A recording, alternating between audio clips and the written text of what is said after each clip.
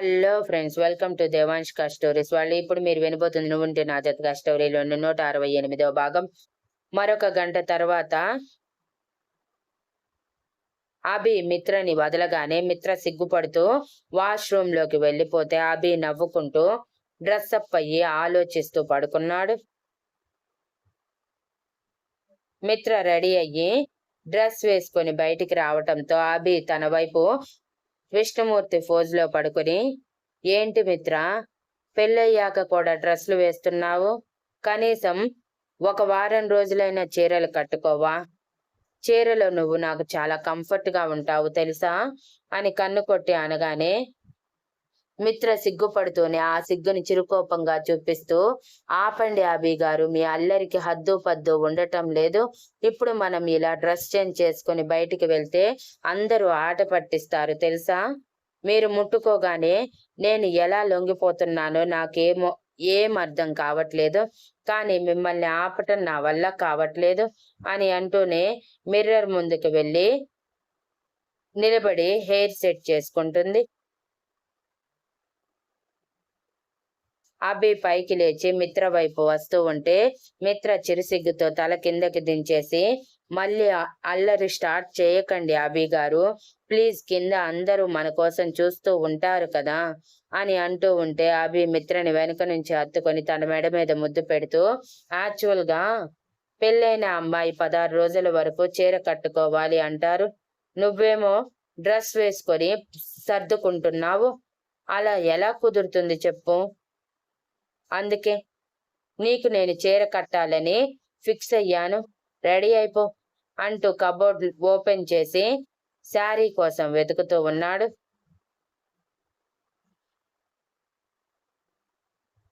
అభి మాటలకి మిత్ర కంగారుగా, వద్దు అభి గారు, ఇప్పుడు మీరు చీర కట్టడం మొదలు పెడితే అది పూర్తయ్యేసరికి ఇంకో 2 గంటలు పడుతుంది. ఈసారి మనల్ని మన వాళ్ళందరూ నైట్ వరకు ఆడుకుంటారు. నా వల్ల కాదు, ప్లీజ్ అభి గారు అని అంటున్నా అభి వినకుండా light lemon yellow and pink mixed normal sari కనిపించటంతో అది అభి కంటికి బాగా ఇంపుగా కనిపించి దానిని తీసి మిత్ర చేతిలో పెడుతూ, వెళ్ళి వేసుకొని రా, శారీ వరకు నేను కడతాను అని అన్నాడు. మిత్ర కంగారుగా వద్దు అంటుంటే, అయితే ఇవి కూడా నన్నే వేయమంటావు? నాదేం పోయింది? అయినా నేను చూడని అందమా ఏంటి అంటూ మిత్ర భుజం మీద టాప్ పక్కకి జరుపుతూ ఉంటే మిత్ర కంగారుగా, వద్దు వద్దు, వేసుకొని వస్తాను అని డ్రెస్సింగ్ రూమ్ లోకి పరిగెత్తింది.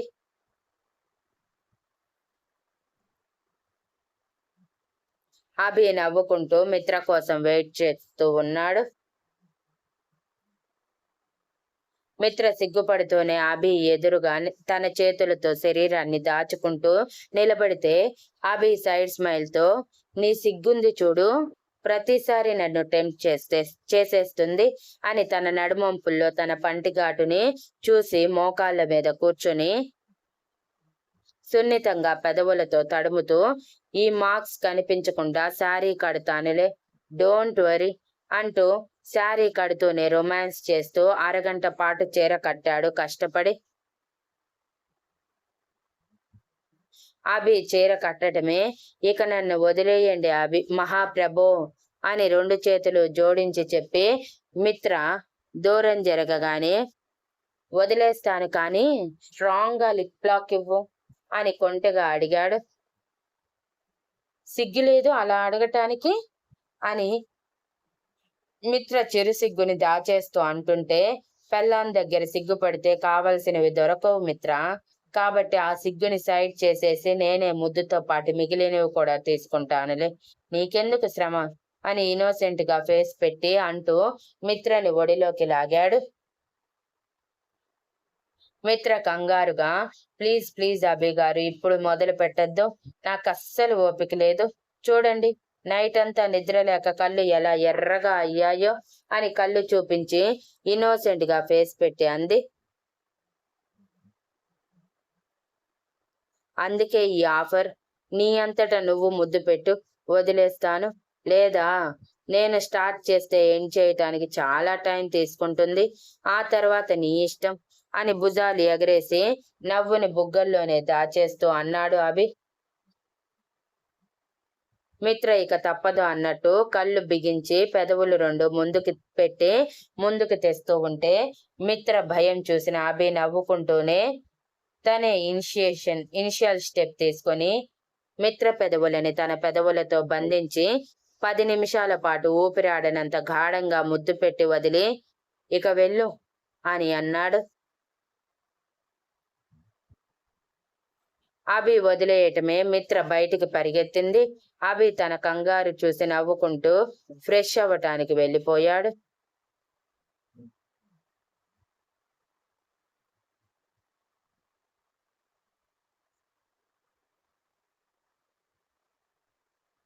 శక్తి కాఫీ తీసుకొని వచ్చేసరికి రుద్ర ఫ్రెష్ అయ్యి టవల్ కట్టుకొని తన డ్రెస్ తీసుకుంటూ ఉంటే శక్తి రుద్ర ఎదురుగా నిలబడి ముందు కాఫీ తాగండి రుద్ర గారు అని అంది.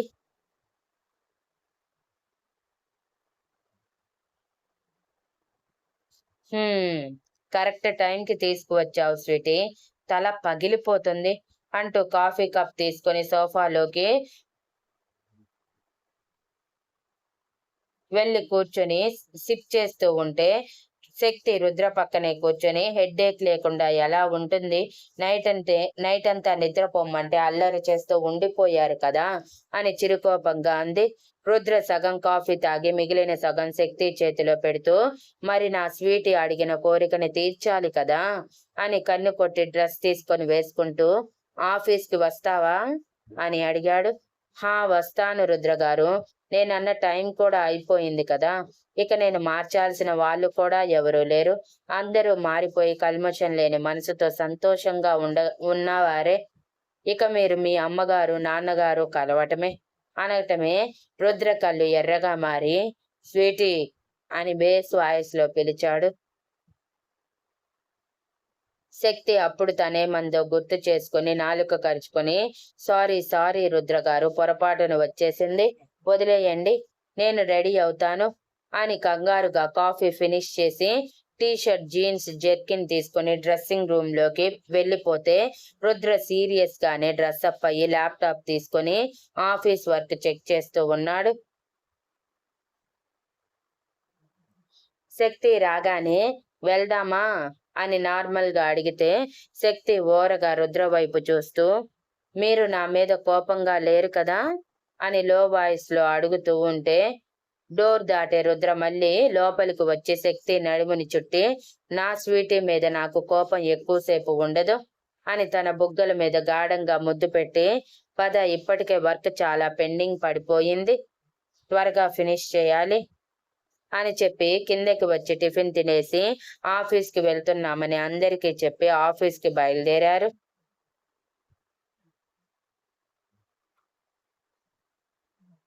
వాళ్ళకంటే ముందు మహిని చూడాలి అన్నా మహాని చూడాలన్న ఆతృతతో త్వరగా లేచి ఫ్రెష్ అయ్యి డ్రెస్ అప్ అయ్యి త్వరగా టిఫిన్ చేసి అందరికీ బాయ్ చెప్పి వెళ్ళిపోయాడు. ఇక ప్రమిద బద్ధకంగా ఎప్పుడో 10 గంటల టైంలో లేచి పెళ్లి పనుల వల్ల అలసిపోయానని చెప్పి ఆ రోజు కాలేజ్కి సమన్వి డుమ్మా కొడితే ప్రమిద చక్కగా రుద్ర ఫ్యామిలీతో తన మాటలతోనే కలిసిపోయింది. నైట్ సమన్వి ఇచ్చిన ఎఫెక్ట్ దెబ్బకి సమన్వితో కలిసి కలల్లో విహారం చేసి ఎప్పుడో తెల్లవారుజామున పడుకున్న వేణు అలారం దెబ్బకి కళ్ళు నలుపుకుంటూ ఈ సమన్వి వల్ల నిద్ర కూడా కరువయ్యింది అని ప్రేమగా తిట్టుకుంటూనే రెడీ అవ్వటానికి వెళ్ళిపోయాడు. రెడీ అయిన వేణు సమన్వికి ఫోన్ చేస్తే అప్పటికే సమన్వి నిద్ర లేవకపోవటం వలన లిఫ్ట్ చేయదు. సరే రెస్ట్ తీసుకుంటుందేమోనని వేణు తిరిగి ఫోన్ చేయకుండా ఆఫీస్కి రెడీ అయ్యి వెళ్ళిపోయాడు.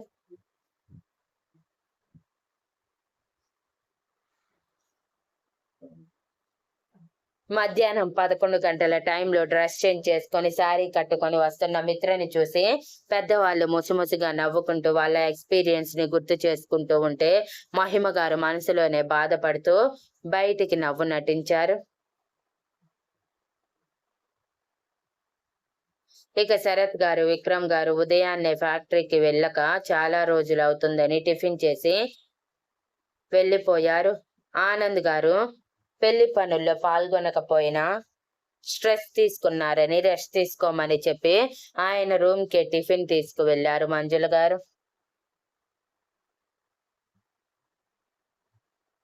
ఇక స్వాతి వాళ్ళు ఉదయాన్నే తమ ఇంటికి వెళ్తూ మీనాక్షి గారు, శివరాం గారు అందరికీ వీడ్కోలు పలికారు. మీనాక్షి గారు భారమైన మనసుతో ఆ ఇల్లు దాటితే, శివరాం గారు మనస్ఫూర్తిగానే ఆ ఇల్లు దాటారు.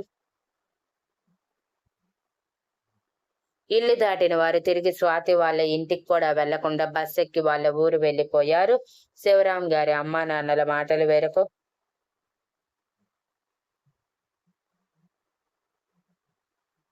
మిత్ర కిందకి రావటమే ప్రమిద సమన్వి అల్లరి పట్టిస్తూ తనని రౌండప్ చేసి, ఏంటి అప్పుడే నిద్ర లేచావు? ఇంకొక 2 గంటలు పడుకోవాల్సింది కదా! అసలే నైట్ అంతా చాలా కష్టపడి ఉంటావు. బాడీ పెయిన్స్ కూడా ఉండుంటాయి కదా మిత్ర వదినా? అని సమన్వి సాగదీస్తూ అంటే, హా! అవును సమన్వి, నువ్వు చెప్పింది కరెక్ట్. వెళ్ళి పడుకోపో అక్కా. బావ నిన్ను ఊపిరి ఆడకుండా చేసి ఉంటాడు అని అంటుంటే, మిత్ర చిరుకోపంగా, ఆపండి, మరీ అల్లరి వారైపోతున్నారు.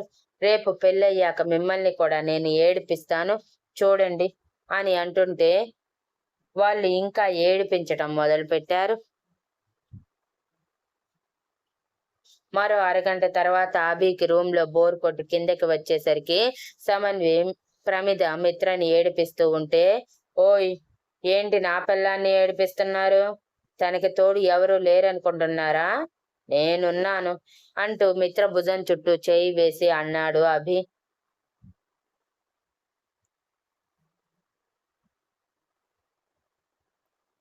మేము కాదన్నామా ఏంటి? అదే కదా అంటుంది. నువ్వు తోడుగా ఉండబట్టే ఈ టైంలో నిద్ర లేచింది అని అంటున్నాము అని ఇన్నోసెంట్‌గా ఫేస్ పెట్టి అల్లరిగా అంటే, మిత్ర వాళ్ళ అల్లరికి సిగ్గుపడుతూ మొహం తిప్పేసింది. ఇక అభి చిరుకోపంగా ఇద్దరి వైపు చూస్తూ, మీరు ఏమైనా చేసుకోండి. మధ్యలో నన్ను ఇన్వాల్వ్ చేయొద్దు అని చేతులెత్తేసి మిత్ర వైపు చూసి ముద్దు పెడుతున్నట్టు ఎక్స్‌ప్రెషన్ ఇచ్చి, నాకు చిన్న వర్కుంది మిత్ర, బయటికి వెళ్తున్నాను. లంచ్‌కి కూడా రాకపోవచ్చు. వెయిట్ చేయొద్దు అని చెప్పి పెద్దవాళ్ళతో కూడా అనగానే, మాధవి గారు కంగారుగా, అయ్యో అల్లుడు గారు, మీకోసం రకరకాల వంటలు చేయించాను.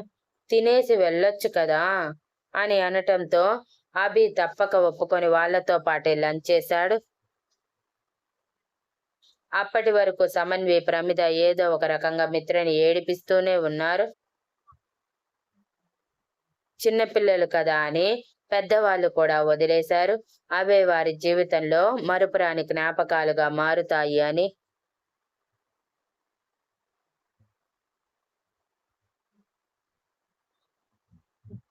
Thank you for listening and please like, share, comment and subscribe.